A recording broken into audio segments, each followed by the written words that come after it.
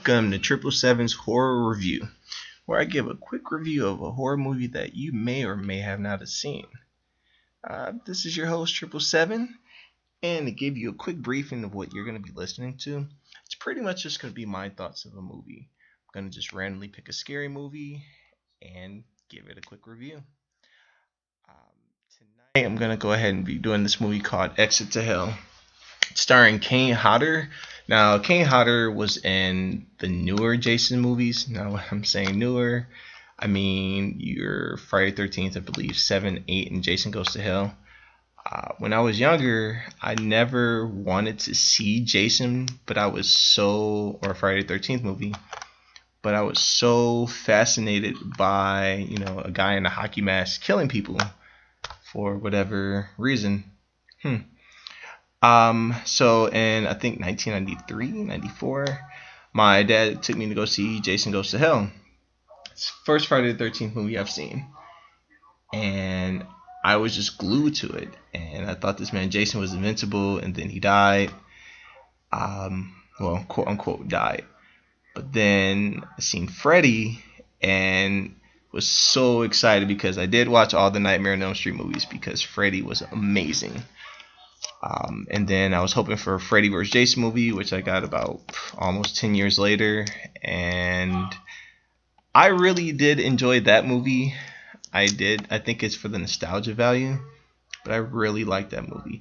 I didn't like the blonde chick who was in that movie because I feel that she ruined it for me.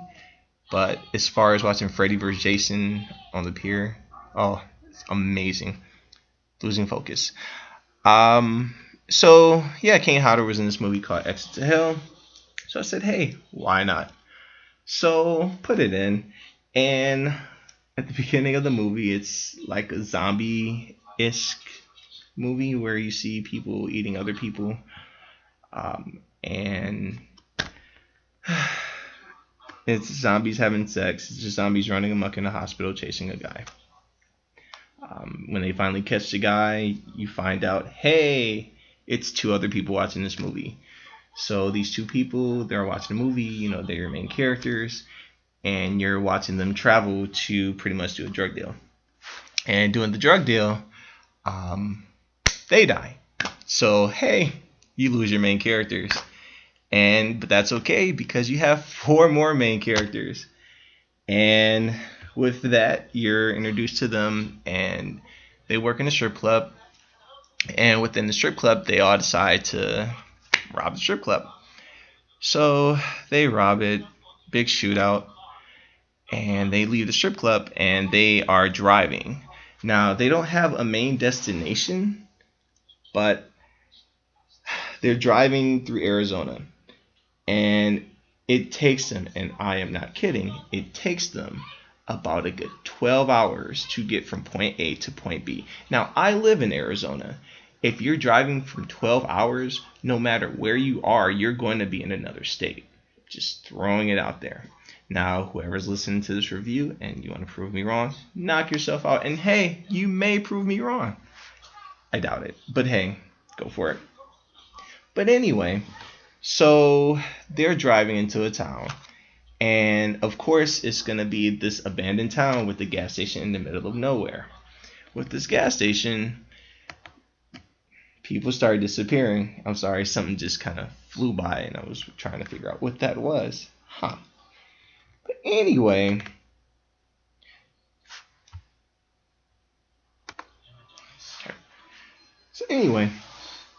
sorry, I was really trying to figure out what that was, and then I found out it was a bird. Moving on, because that was incredibly random. So anyway, the 4 people finds the gas station. And the gas station, of course, is in the middle of nowhere. They go, they get gas, and then when they pull off, a sheriff chases them. Where'd the sheriff come from? Who knows, but it's okay, because the sheriff is chasing them. So the sheriff caused them to crash. And once they crash, the sheriff it takes someone. It has a hostage for, again, no reason. Now, the strip club that was robbed, the owner's there, and he's wondering what's going on. So now you have this mad owner looking for his money. So he sets himself up on a mission to find these people. Now, it was someone hiding in a strip club, and he interrogated that person who told him exactly where they were because reasons. She knew where they were going, although she wasn't in on it, but that's okay. You know what? She was in on it because the guy paid her off. But moving on. So the owner of the strip club decides to drive after them, but he gets to the town, that gas station that it took them about 12 hours to get to. He gets there in like 4 to 5 hours because movie magic. And again, it just bothers me that they were driving for 12 hours and I was just looking at the movie and I just kept asking this question, like, how do you not see any signs? How are you lost? Because of course they were lost. And moving on. So the sheriff captures a hostage. Turns out that he's a cannibal, and this is, I guess, how much the Texas Chainsaw Massacre movies, because it was him and his family that were eating some of the people that they captured. And the reason why I keep taking deep breaths like this is because this was a really bad movie. And it's bad in so many ways. I wouldn't recommend you to watch it. I really wouldn't. The results of the 4 people, the end result is the sheriff killed them all. And that's it. That really is it. They try to make the movie drag out. The owner of the strip club dies in this massive shootout. And it's just bad. And I know it's not a good review to have or to say that, hey, the movie is bad. But what I'm doing right now is I'm just sparing you, the listener, to not go see this movie. Don't watch it. And it's on Netflix right now. So if you are like, hey, I want to watch a good horror movie, Exit to Hell is not going to be that good horror movie. It's not. In fact, because now I'm going to nitpick. One of the scenes that they were showing is the sheriff was going to torture this kid. And the kid was complaining about being lost and all this other stuff, but there were cars. There were cars driving in the background. And the cars weren't supposed to be on screen, so I guess the director must have missed that. But hey, why not? Just release it anyway, because it's Kane Hodder, and it's going to be a good movie. Anyway, so all the horror movies that I watch, I usually rank them 1 to 5. 1 being the worst, 5 being the best. For this, I would give it a 1. And I am very lenient to horror movies because horror movies are meant to be cheesy. Horror movies are meant to be, just something stupid. But there are some out there that are incredibly compelling and that tells a really, really good story. And this is not it.